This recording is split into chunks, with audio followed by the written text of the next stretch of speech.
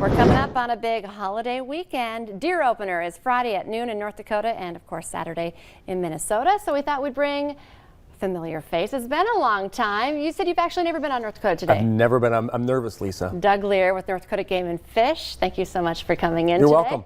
First, let's just talk about, because I want to talk about deer numbers in North Dakota. There's lots to talk about there, but let's just talk about how big of a weekend this is for people in North Dakota and Minnesota. I grew up, with my dad deer hunting. So this is the culture of the state. It really is. It's a heritage. It's a legacy. It's fathers and sons. It's daughters and dads, and it's really across the board where you have generations. It's really kind of interesting because maybe you graduated 20, 30 years ago and you don't get to see some of those friends, but on the deer opener, you do all gather together, and that's kind of what the legacy of the hunting, the deer hunting, that opener. Even if you didn't get a tag, you still go back to your hometown and you can see some of your friends, some of your family that all gather together. Sometimes it's actually even easier than Thanksgiving and Christmas because there's different parts of the family that you have to go. With deer season, it's Friday at 12 noon. And everybody knows where they're supposed to be, Lisa. I told you in the break, we have shields coming on tomorrow. We're going to talk about just the basic gear that you need to have, some of the new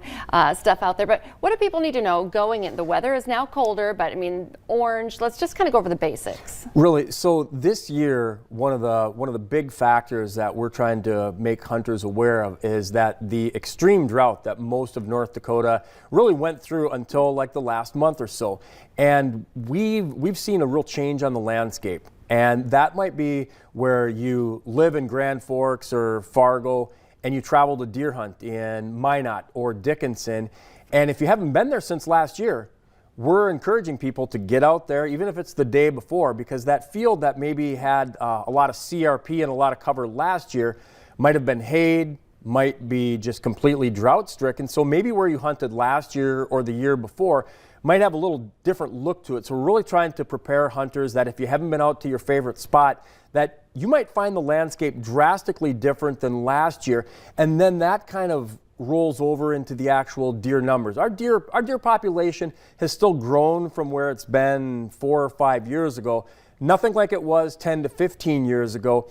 And in terms of cover, the lack of cover might actually make it a little bit easier for hunters to see the deer and to find the deer. So there's really a lot of different elements that come into the recipe for what the 2021 deer season is gonna look like. And we're not talking about deer sausage recipes. Not yet. Not yet. Okay, but let's talk. Okay, so numbers. How many people did get licenses? And there's been in the news quite a bit.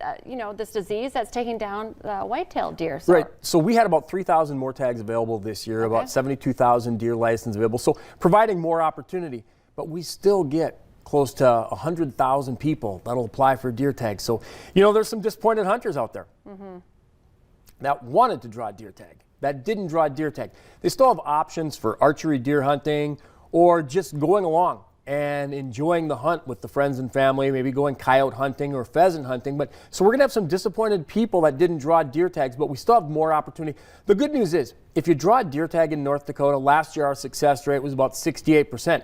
So there's a pretty good chance you're going to be able to find deer, and that's kind of what we try to make people focus on is you maybe didn't draw the tag or the buck tag that you wanted to, but if you do draw a tag, there's a pretty good chance that you're going to have an opportunity to find a deer and to tag and to harvest that deer. So I think going into this deer season, maybe hardcore hunters wish there'd be some snow on the ground or some colder weather, but the casual hunters, they're going to enjoy the warmer temperatures. Maybe you can hunt a little bit longer, hunt a couple extra days, a little bit deeper into the days. Okay, so we're not going to see lower numbers because of anything that's been happening? And that's kind of like maybe the pump the brakes is that, so we've had some EHD, some blue tongue disease in western North Dakota where the population did take a hit, and in the short term. So maybe this year there might be some pockets. We are offering refunds up until the deer opener for units in western North Dakota. You can check online and find out. But in the long term, there's concerns with chronic wasting disease. But I think this year, if I was going to put a word on, I'd say I think it should be a good season, Lisa. Okay, that's optimistic. I like that. Okay, so just remember you need to have that tag. You need to have your blaze orange.